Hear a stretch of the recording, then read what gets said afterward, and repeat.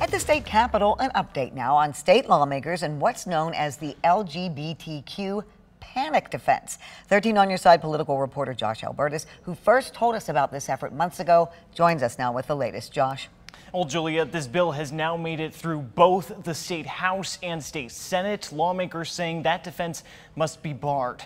As defined by this bill, this defense in court claims that the discovery, knowledge, or disclosure of things like a victim's sexual orientation or gender identity was provocation for the defendant to act violently toward the victim, or that it resulted in reduced mental capacity, and that as such, the defendant can attempt to paint the alleged violence as more reasonable to the court. We spoke with the author of the bill back in March about what she's heard from members of the community about how important they feel it is to ban it.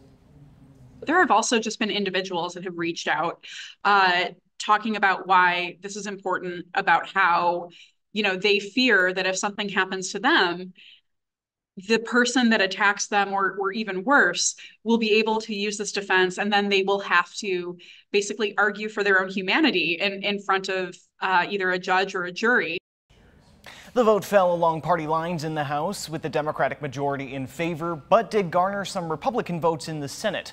One Republican senator tried offering an amendment to it, believing the bill's language could be interpreted too strictly to include situations where an attacker is cornered or felt pressured.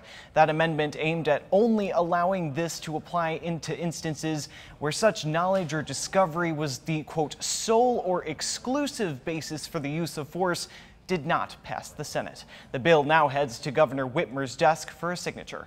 In the newsroom, Josh Albertus, 13 on Your Side.